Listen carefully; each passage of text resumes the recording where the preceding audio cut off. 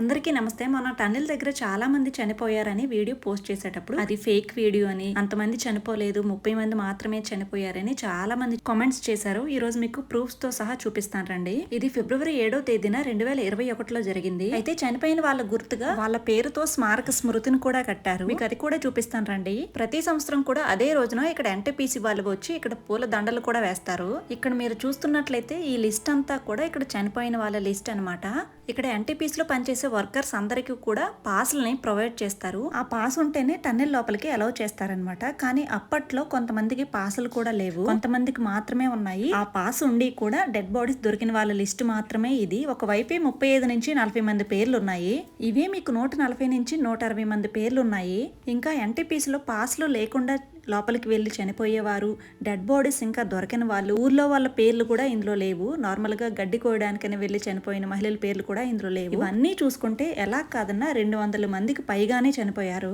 Correct number అయితే ఎవరికీ కూడా తెలియదు. ఎన్టీపీసీలో ఐడెంటిటీ ఉండి చనిపోయిన వారి త్యాగం కోసం ఇది కట్టారు. ప్రమాదం జరిగిన రోజున ఈ బ్యారేజ్ తలుపులు కూడా ఎత్తలేవు. ఒకవేళ తలుపులే గాని ఎత్తు ఉంటే ఇంత పెద్ద ప్రమాదం జరిగి ఉండేది కాదేమో. ఇక్కడ నుంచి కొన్ని కిలోమీటర్ల దూరంలో ఎక్కడో మీదన ఒక గ్లేసియర్ విరిగిపడి నదీ ప్రవాహం ఎక్కువయ్యి ఆ నీరంతా కూడా ఈ బ్యారేజ్ మీదకి కొట్టుకుని వచ్చింది.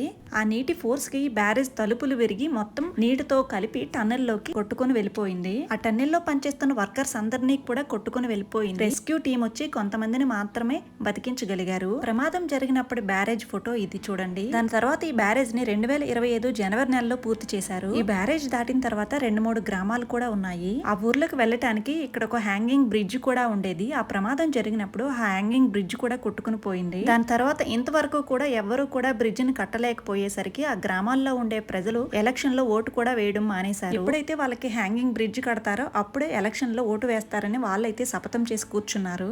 ఈ సంవత్సరం ఇంక ఇలా కాదని చెప్పి జిల్లా కలెక్టర్ వచ్చి రిక్వెస్ట్ చేస్తే అప్పుడు ఓట్లు వేశారు. ఈ గ్రామాల్లో ఉండే వాళ్ళు మార్కెట్ కి రావాలన్నా, స్కూల్లో పిల్లలు చదువుకోవాలన్నా తపోవన్ వచ్చే చదువుకోవాలి. ఈ బ్యారేజ్ కి దగ్గరలోనే టన్నెల్ ఉంటుంది. ఈ టన్నెల్ లోకి మొత్తము కూడా కొట్టుకుని వెళ్ళిపోయింది. ప్రీవియస్ వీడియోస్ లో ఈ 2 ఫ్యాన్స్ కూడా ఒకటి బయటికి పంపించడానికి, ఇంకొకటి లోపలికి పంపించడానికి అని చెప్పాను. కానీ కాదండి, ఈ 2 కూడా ఎగ్జాస్ట్ ఫ్యాన్సే. లోపల గ్యాస్ ని బయటికి పంపించడానికి. ఆక్సిజన్ నార్మల్ గా ఈ టన్నెల్ ద్వారానే లోపలికి వెళ్తుంది. ఆ ప్రమాదం జరిగిన తర్వాత ఇక్కడ రూల్స్ అనేవి బాగా స్ట్రిక్ట్ చేశారు.